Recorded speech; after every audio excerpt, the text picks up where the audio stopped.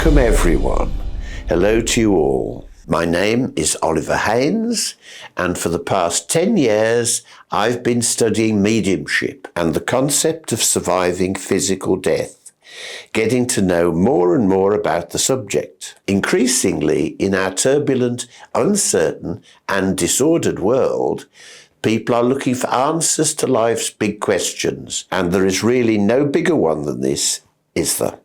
Up to the passing of Pam, my dear wife for 30 years, from an aggressive cancer in February 2014, I had remained open-minded and yet never had any concrete evidence of our survival after death. Eventually, having nothing to lose, I thought, what the hell? And sought out an experienced professional medium in the West Midlands area of the UK from his website.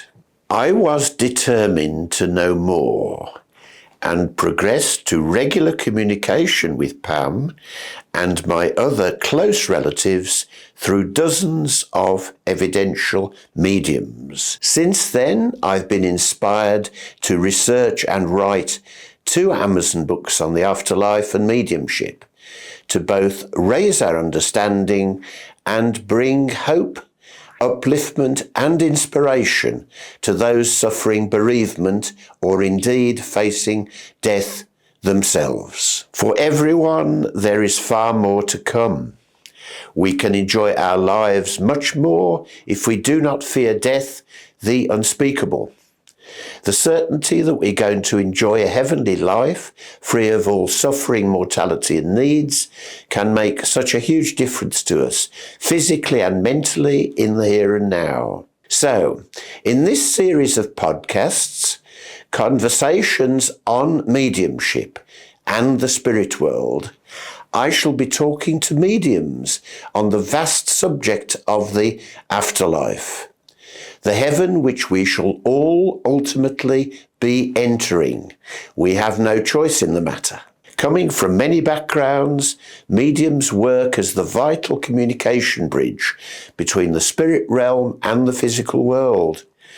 And the fulfillment of that great mission is of incalculable value to both sides. The consciousness of our past loved ones in spirit remains exactly the same as when we knew them on the physical plane. Yet they are now without a body or voice box, instead communicating telepathically across both worlds via thought as an energy rather than via sound. Given the rare opportunity, spirit people can also use the voice box of mediums to articulate their thoughts and memories. So what is mediumship all about then? Do join me on my exciting voyage of discovery, and let's find out together from the ones who can tell us, the mediums themselves. So today, for our series of conversations on mediumship and the spirit world, our guest medium is Lynda Wakefield from Stourbridge in the West Midlands area of England. Hello. Hello, Oliver. Hello. Now, how long have you been a professional medium, and how and when did you discover your remarkable gift of spirit communication? I've been a professional medium for well over 20 years. It could be going on for 25. My gift began as a little girl, age 3, when I first started not just seeing spirit, but it was before then, but also giving healing, holding people's hands and giving them healing. In this respect, what drives and motivates you each day to do what you do? But every day, all I feel that helping those that are bereaved, bringing them some healing, bringing them knowledge that when the physical body dies, that we don't die completely, that our spirit continues to move forward in a different dimension in the spirit world. Thank you.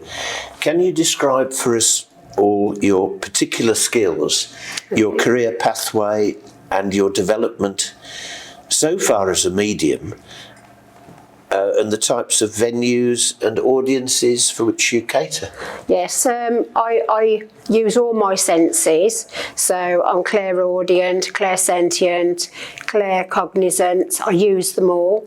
I do believe if we've got all the senses, if we can see, if we can hear, if we can feel, if we can touch, we can taste, we can use all that to work with the spirit world. I also have travelled to Norway and to the Isle of Man to do my work with spirit. I also teach people. I have a circle in my house every Tuesday morning where before COVID there was quite a few used to visit, but now it's just for those who want to be mentored. I've also worked and taught in Stourbridge Spiritualist Church. I did their circles. I did 2 circles there for nearly 9 years. I also taught and do workshops at Bromsgrove Spiritualist Church, Sturchley in Telford, Sturchley First Spiritualist Church. I do workshops, which I've got one coming up soon, at Cheltenham Spiritualist Church, but I do travel all around the country. How does clairvoyance work for you? Clairvoyance. Can you switch off that ability at will to conduct your normal day-to-day life, or do you see spirits around you all the time? Clairvoyance, I do see spirit. I do see them in many places, even in the supermarket. I don't tell people because I remember a medium saying, "Oh, I went over to this lady and said, oh, excuse me, but so-and-so's passed. Do you understand this?" Some people might get scared about that, so I just, in my mind, I'll say hello, and then I go on my way. But I do see spirit quite often, and sometimes, maybe they just want to show me the way. And as a child I got myself into some sticky situations, almost drowned when I was a little girl, and what I call an angel pulled me out the water and put me on the side in the swimming pool, because we looked everywhere to thank her for what she did and how she saved me, but we couldn't find her. So I do believe that was the intervention of the angels. You're known as a clairsentient medium, so can you explain to us all how clairsentience works in terms of identifying the communicator from the spirit world by their characteristic aches and pains, and finding the correct person in the audience? Okay. When I'm working on platform or many places where I work, I do like the spirit world to show me where I'm going.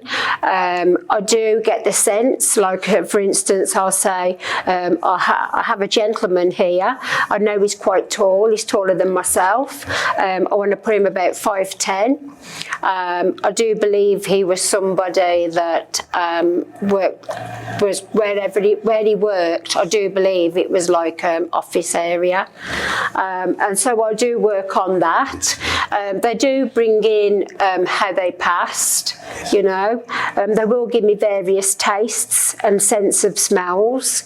If a lady was to step forward and she wanted to give me, for instance, a beautiful rose, I would get the smell of the flower, and I do like to see them. I know that there was a medium in one of my classes where I was being taught, said if you could see clairvoyantly, we'd all see, but that isn't always the case.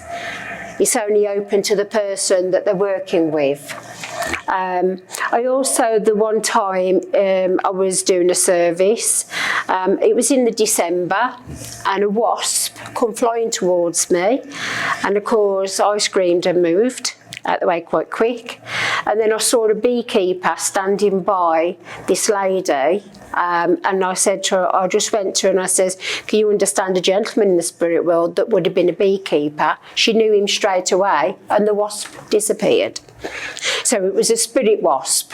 How do your own aches and pains disappear for the duration of your platform demonstration? When I'm working, the spirit will give me the healing that I need to do the work I need. But also I get the sense that I'm not just working from my physical being, I'm working from the spirit of myself. And if we think of the spirit world don't take their aches and pains with them. So while you're working with spirit, you're stepping into that zone, and that's how I feel that that's what takes away the pains.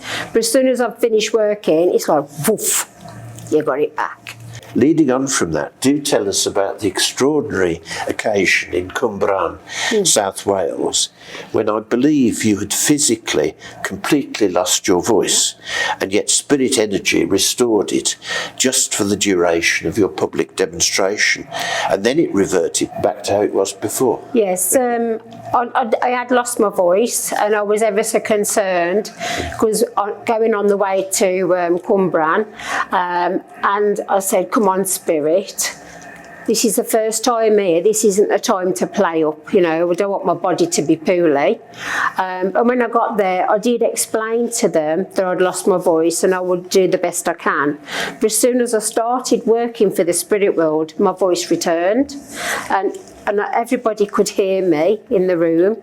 But then as soon as I'd finished the demonstration, it had gone again. Extraordinary. Yeah.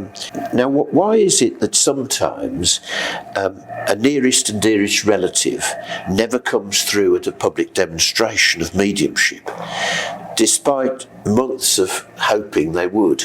I have heard that a spirit person may not wish to see his or her beloved in the audience, publicly upset and weeping, perhaps dramatically affecting their physical health. Well, I do believe that those who go to a spiritualist church or centre, a lot of people do actually go through the doors during bereavement because they really want to hear that their loved one is okay and that they're happy and they're free from pain. But I do believe with the spirit world, they try and stay out of the way. It's just because of the emotional side of things.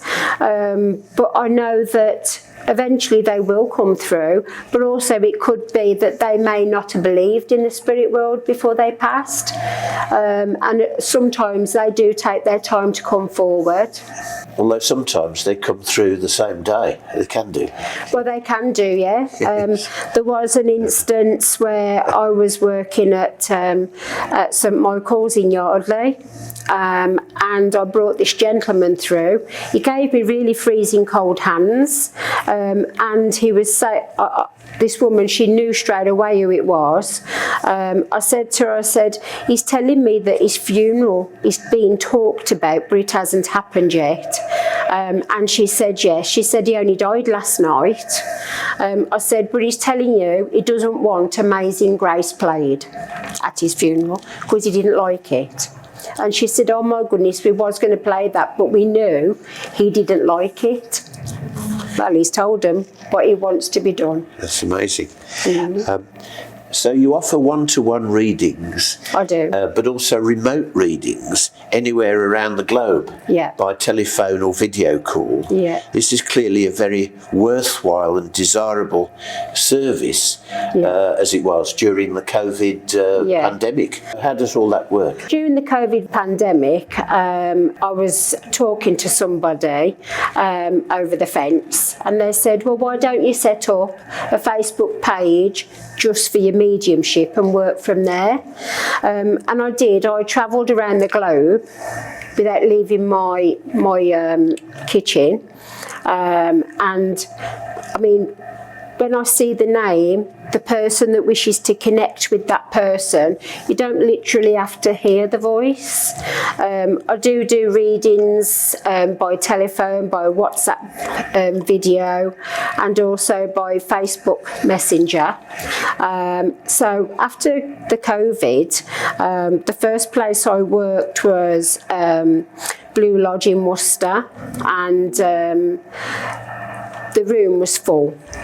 And after I'd finished my service, this one lady stood up and she said, "Do you mind if I say something?" And Sandra, who runs that spiritualist centre, she said, "No, of course not." And she said, "Thank you so much. Thank you so much for saving our sanity during COVID. We truly appreciate it." And then they all stood up and started clapping. Can you explain now what spirit guides are, and what do your own spirit guides do for you? In general, they may actually present the messages to platform mediums as intermediaries, or they may act as a gatekeeper. Everybody that's born in the world will have somebody standing by their side. They might not believe in guides and gatekeepers and that, but we've all got somebody that walks with us, helping us on our journey. But most of all, I mean, people have said to me, "Who are my spirit guides?" And I know that the one is called Morning Star. He's from the Sioux tribe. And when I've been working at platform, I've had people come to me and say, "Your guide's massive, he was standing right behind you, I could see him." So sometimes he will show himself. But I do have different guides. I have a Chinese guide that comes in when I'm doing some healing. I do Reiki, I've got my Reiki 1 and 2, but also I send absent healing. And the story around that is one of my other guides is Jesus. He works with me for the healing as well. But I know that, you know, they do present themselves and they do swap and change. So you have one main guide, which I know is Morning Star, but they will bring different guides in backwards and forwards for different areas of work. Maybe you're not always clairvoyant, but you get clairsentience and they'll swap. So the best guide, you ask the best guides to step forward. Guides may also provide the battery energy for spirits coming in but lacking the full capability and power to communicate under their own steam. So how do they work for you in your particular case? Well, the guide will stand between me and the spirit person that would like to come forward. Yes.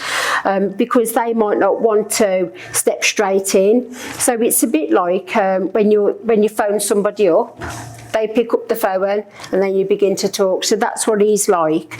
I know that's what, as they say to me, they say, "Well, I've got somebody here with me, but they don't really want to come through." They may be somebody that was shy when they were here.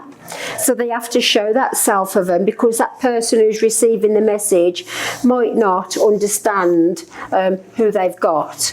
You know, you might have somebody that didn't give you a hug. You know, that guide will, so they will stay there and the guide will give all this information off. But the guides most of the time would know, especially the person, the spirit that's in the spirit world, communicate the way they communicate, because it's telepathic. And that's how they bring it forward. Our spirit within can leave our body temporarily during sleep and visit places far and wide in what is called astral travel. And during that process, our spirit is always connected to our physical body by a silver cord. So what's that all about, and how often might you have done it yourself? I've astral travelled quite a few times because when I wake up on the morning, I don't feel like I've been to bed. I do know that I've travelled on an aeroplane. I've been on an aeroplane that's crashed, but I survive because I'm not there physically. And we do leave our bodies. You may have a dream that you've gone somewhere far and wide. I know I've dreamt that, and to me a dream is actual part of astral travel. Like for instance, I've been on a plane that's crashed, and then a couple of weeks later that plane that I was on has actually gone down. You can't get in touch with people to say, "Oh, this is going to happen," because they might think you're a loony, you know. And I feel that you can't interfere with destiny. you know, because he could always take a different avenue. And it's the same with when somebody died that was taken out of this world by another. I've been taken by 2 children, and I went to put my hand on the door handle of the bedroom to open it, but it kept going through. The next minute I was on the landing, and then I was walking by a river. And these 2 children, the river was raging, it was raging. And a gentleman climbed out the water with only, which I could explain as Ronald McDonald hair, because it was ginger and it was curly. And the little girl said, he's done it before, he'll do it again. And when I got up that morning, and I went downstairs and had me a drink and I did a bit of meditation, and then I put on the radio and they said about the little girl April Jones had gone missing, and I just felt she was in that river. That's right. This was in Machynlleth in North Wales, and it was on the main news for weeks. Yeah. Upon our eventual passing, the spirit leaves the body for good, and then you're clinically dead. It's not like astral travel where you're connected by a silver cord. So when an instantaneous death occurs, the spirit leaves the body a millisecond before the occurrence. That's right. So that amazingly, absolutely no pain is felt. Yeah. Would you like to explain further? Yeah, I do believe that the pain is taken before the passing, and the person that's about to pass the spirit will just go into a deep sleep. But there will be somebody there waiting for them that is familiar to them.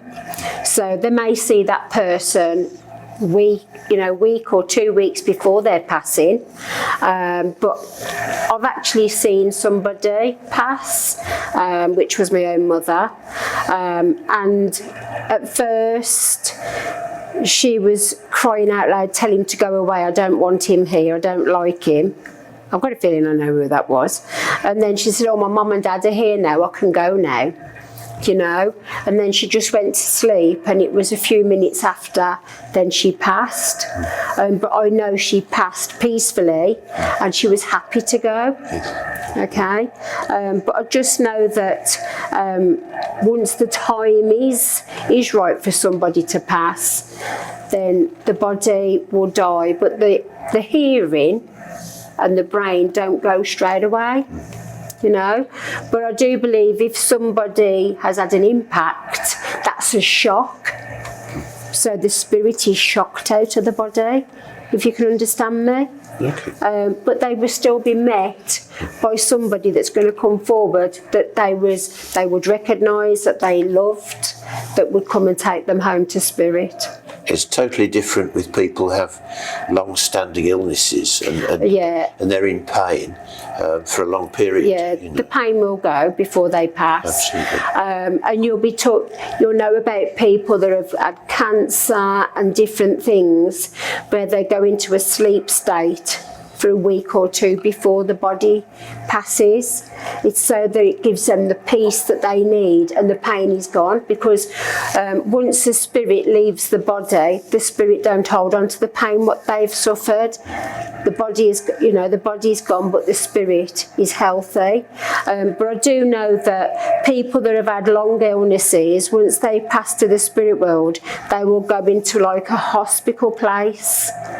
It's like a hospital where they get the healing they need to give them the energy and the strength to move forward into the spirit. So that helps them mentally, really. Yeah, it's a mental adjustment. It's a mental thing, yeah. So the loved one will, once they leave, all the memories that you've created, they take with them in their spirit. Because we've got 2 hearts, we've got the physical heart and we've got the higher heart.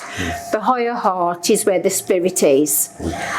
So we'll take all those memories with us. lungs. So when they come back to give a message, they will give the description of their self if the medium can't see them. They might sense the pain that they went through. The spirit will say where it is. So for instance, if they passed with a heart condition, they will take you to the heart area. If they passed with lung cancer or there was another disease of the lungs, they will make their presence known. Sometimes, I mean, I know I've got asthma, stroke, COPD, but I'll know the difference between the cough, and I say, look, don't leave it here, I've got enough of my own, you know. But and they do listen, and they will do that. And I can have a laugh and a joke with spirit world because they've got a good sense of humour, especially those that when they were here, they had a great sense of humour. You would want to be in their energy. Turning to your own understanding of the workings and the environment of the spirit dimension, what can you share with us from your wide knowledge? We read a lot about the different levels of vibrational energy in the spirit world surrounding us. We know that our indestructible consciousness lives on in spirit as pure energy, without a physical body enclosing it any longer. And our mindset, as you just said, likes and dislikes remain unchanged. And yet we lose all our pains, infirmities and disabilities forever. Yeah. That's right. I do believe that there are many different levels. My nan, whom I lived with for a short while, she was a healer and a medium, and she was talking to me about the different levels. So there are 7 levels. In the spirit, once we go from this place, we'll go, and there will be those people that didn't believe in the spirit world, that thought, but only believed that once you was dead, you was gone. They've got to work, because once they go from this world, it looks the same where they go to, the same as here. The only thing is that they've got no discomfort. And for instance, if somebody lived, like for instance in Telford, okay, when it started out, it was more countryside. So when they've gone to the spirit, they'll remember it as that. And so sometimes it will be difficult when they give the information to the medium. That person that has grown up there, but everything has become built up, probably wouldn't remember that. And then they've got to go and ask somebody, and different things like that. But I know that my nan was saying that you had to work up to each level. And from the knowledge I've gained as well, it's like as if we go through, for instance, when somebody's passed and their anniversary comes up, like 1st, 2nd, 3rd, we will get emotional or celebrate that life that's gone and remember them. But when they pass from here to the spirit world, it's like being reborn. They're reborn. So their passing day in spirit would be their birthday. And I try to explain that to people as well, to celebrate their life, because they want us to be happy. They don't want to see us sad all the time. Apparently we are met on our eventual transition by the people and pet animals who loved us most. We're subsequently helped to acclimatise and are supported by past generations of our family. We can create our perfect existence, our own personal heaven, yes? Yes. I remember when, I love my pets and all the ones that have gone before me. And I'll give you a little story about Sandy. He was lovely. He was a beautiful dog, very much like Billy is. And when he passed, I was heartbroken, you know. I didn't want him to go. And but he came to me, and he lay on the bed, he lay on me, and he was licking my face. And then it's like as if he wanted me to go with him. And so he took me into this field. Now I'm hopeless at throwing. And he dropped a ball by my feet, and I picked it up and I went to throw it, and it just landed right by my feet again. And he looked at me as if to say, Mum, you can do better than that. So I picked it up and threw it a bit further. He went and fetched it back to me, and then the 3rd time I threw it, I thought, wow, that was amazing, because it just kept going. And he disappeared, and this gentleman come forward, and I knew it was Jesus. And he said, Sandy's happy now, he's in a good place, with all the other pets that have gone before, you know. And we've got cats, we've got rabbits in the spirit world, and I know that they all play together. And I know that many a time, and with Lucky as well, she was a beautiful dog. She was only 5 when she passed. And I know that she comes to visit as well. So we'll talk to them. Sandy's nearly tripped me up a couple of times, running in front of my feet, because he used to like to guide me to the cupboard for his treats, just like Billy does. But yes, we do meet them, and we also meet people that have gone before us. I've got a brother in spirit who passed when he was 14 months old, a terrible passing, and I've been told that I know that he's around me because I've seen him. And he was walking, because he just started toddling, but he was just like holding onto the furniture still. He hadn't quite got the grips to let go. And he walked alongside the bed. I was getting ready to go and do a service, and I called his name, and he ran through the door, and he'd gone. And I was talking to somebody about it, and they said, it's for all the work you do for spirit, how you bring forward the love of spirit. That was a gift to you from them. In due course, we experience a life review in which we see the good and bad things we've done to other people. Yeah.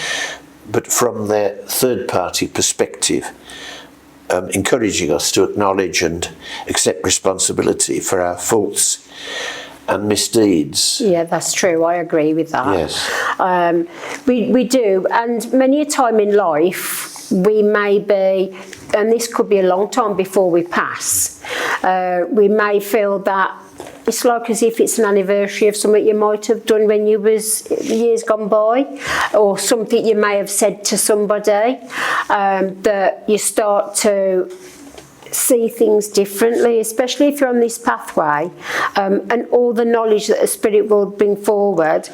And I know that they're saying to me as well, it's the case that we have to learn to forgive ourselves. And then we can send a message from our guides to the other person guide, to just send them the message so they receive that in their heart.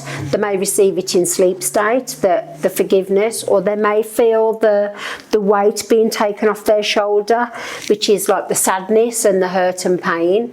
Because when we want something so much, you know, and even somebody that's gone to the spirit world, I'm sorry I wasn't there when you needed me the most, you know, because they know that you've got to live your life. They know that you have to work, or they know that you've got children to bring up and you can't always be there, or you've got illnesses where you can't go and be with them physically. And I know that this is where it's not like they don't forgive us. It's the fact that we hold on to the unforgiveness for ourselves, and it's that burdens us. But we will see all this when we go into the spirit world. They will show us everything in our life. So we can be mentally re-educated in spirit, to recognise the bad attitudes and mistakes in our past human life. Yeah. But we cannot be punished, because how can you punish a being of indestructible energy? Yeah, which is true. I know that when we go from this world to the next world, that person that we need forgiveness from, we will meet. I do believe that. And even if somebody has killed somebody, when it's their time to pass, they will come face to face with that person whose life they took. And it's not just it's like that person, because when they go to the spirit world, they don't hold hatred towards the person that took their life, you know. They will hold love, because in the spirit world, it's just pure love. There's no hurt, there's no pain. They'll show you that they shed tears, because you will see their tears. But I know that they know when they go home to spirit world that this is their journey on earth is now done. Okay, and I was talking to somebody about this, and what we did, we had to do like a meditation where this guy, he'd gone to spirit world, but he felt like he'd gone too soon, and he wanted to come back. And they said, well, we have to wait for a time when you can go back. But he didn't say where he wanted to go. So they put him in a deep sleep state in spirit world, and then he came back into the world, but he didn't go where he wanted. You know, so if you want to come back too soon, because that life hasn't been planned out, you know, for your next visit back. Well, I'm not coming back. So, what you told them. So coming back is all about learning lessons. It is, yeah. And if you don't learn a lesson in one life, then it's... You've got to come back and do it again. Yes. Yeah, I've already forgiven myself for everything.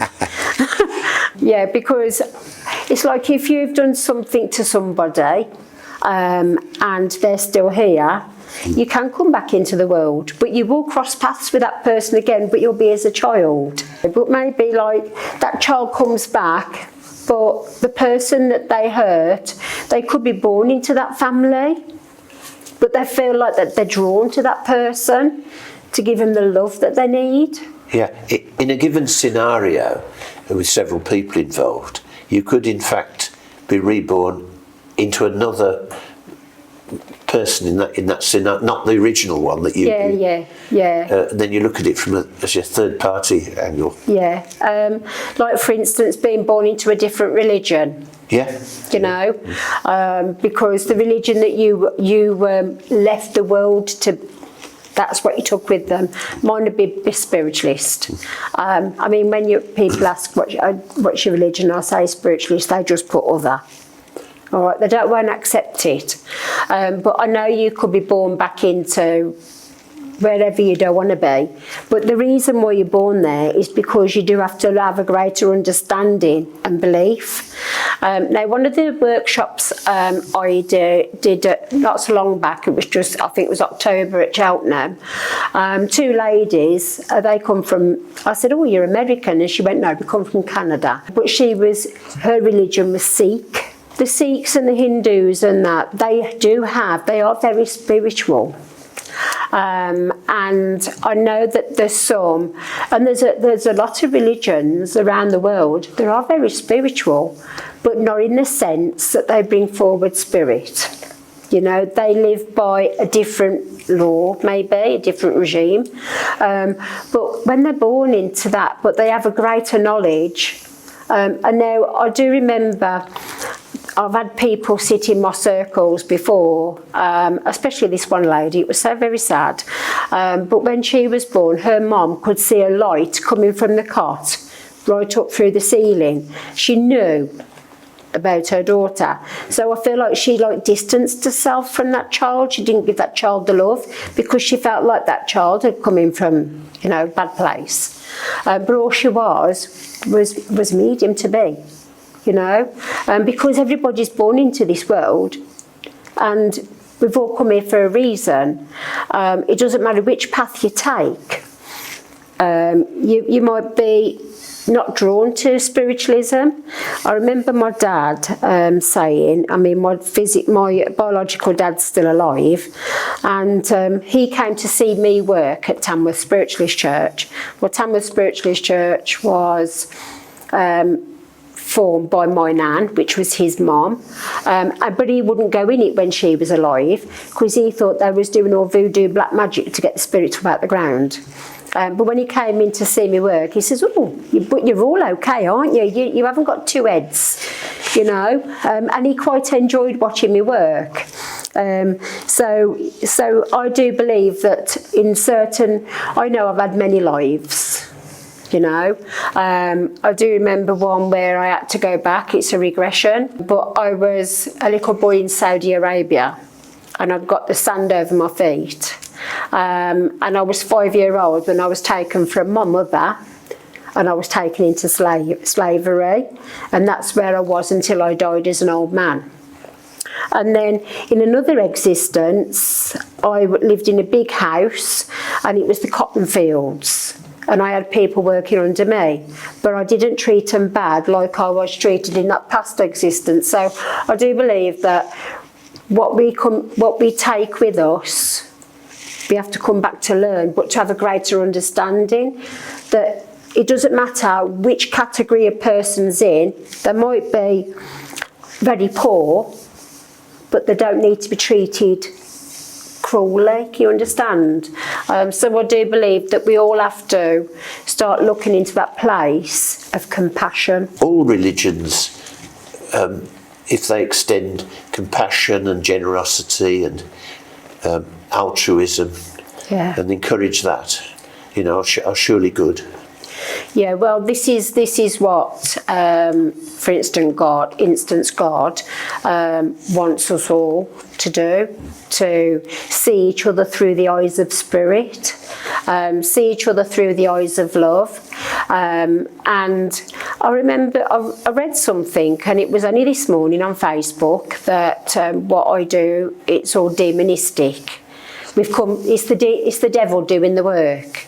It's coming from a place of evil, and I'm like, no, because I believe we're already in hell. We're in hell now, and I believe that we don't have to live the way some people do. Yes. And I know that we'll see some horrific things like on the news of what's happened to people, and we can all get angry by it. But then we've also got to learn that our spirit doesn't want to feel angry. So, Lynda, what would you recommend to members of the public eager to find out more? Many of them will have suffered bereavement, of course, and perhaps won't know which way to turn in their lives. I mean, you could encourage somebody, like for instance, if I'm standing in a bus queue and somebody starts talking to me, I'll test. It's like I test their energy. So it's like I can expand my energy out to connect with theirs, and then I think, don't go there. Don't tell them nothing. But this one day, because I was talking to this lady in the bus stop, and she said, I said, you all right? And she went, no, I feel sad. She said, my husband passed a couple of months ago. And I went, oh, I am so sorry. And she said, well, I feel like I need to go to Stourbridge Spiritualist Church. I thought, oh, well, here's my cue. She'd only got to mention the church because I was teaching there and I do work their platform. And I said, oh, well, I work at Stourbridge Spiritualist Church. I'm a medium. And she said, do you mind if I sit next to you on the bus? And I said, of course you can. And so I was talking to her then. But, a lot of people won't go through the doors of a spiritualist church until they've lost somebody.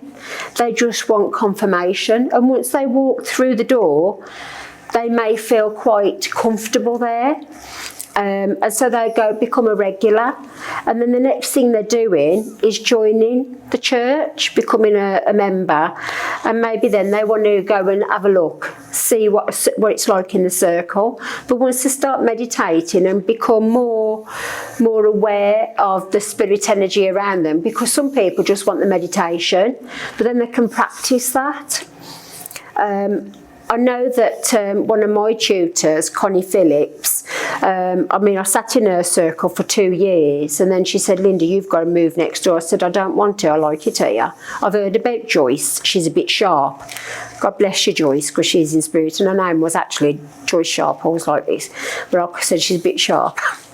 But anyway, I did move into that circle, and I was only there for 12 months, and she was a lovely lady. I was a bit, you can look at her face and think, oh, don't go there, but I settled there. But after the 12 months, she started talking about the West Midlands exponents, and so I joined that, and that's where I met Jeanette Abbott. Well, I'd already met Jeanette Abbott through Hensford's Spiritualist Church, but she was running the West Midlands district, the exponent side of things. So that's where I did. But I sat in circle, but I have been learning for a very long time about the spirit world. But I would say to them, if they asked me, I'd say, well, just go and give it a go. You might like it. because I remember a lovely gentleman, God rest his soul, he was from round here, Lawrence Chapman, his name was, and I met him. He was doing a circle in the back room of a pub. So I went and joined his, but then I became friends with Lawrence Chapman because I know he was part of Wellington Spiritualist Church. And he said to me that because he was a Catholic, when he was younger, he would not go in the church, he would walk past the door on the other side. But it was only when his wife passed that he went through. Then he realised it was his calling. So he started by going to the church, getting to know people, and then he started sitting in their circle, and then he became a medium because it was already there, it was in him. And they say that everybody's born a psychic, but not everybody becomes a medium. But it's how they want to journey around it on their own pathway.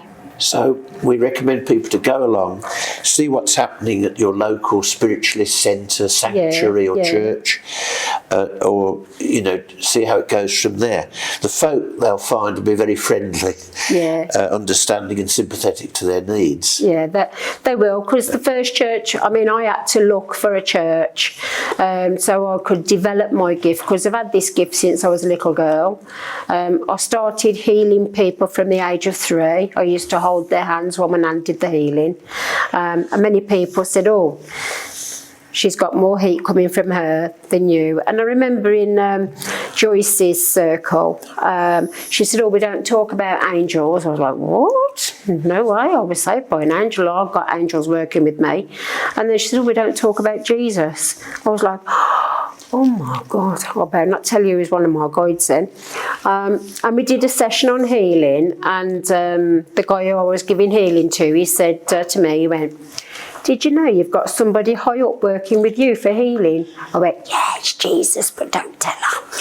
So I would advise people, if they really wanted to get to know it, perhaps they don't want to go through a church door, but maybe a centre to begin with before they feel the need to do what they need to do. Because I do have people say to me, well, I'm looking for a circle. Well, I teach as well. So, and they are comfortable. I mean, our circle starts at 11 and sometimes don't finish till 1. But, you know, it's relaxed, it's calm, you know, you just go, everybody blends well together, and it's just a lovely energy that we build. Thank you very much. It's been really interesting and fascinating to our conversation. So wish you well in the future, and do keep us informed of how it all goes. I will do.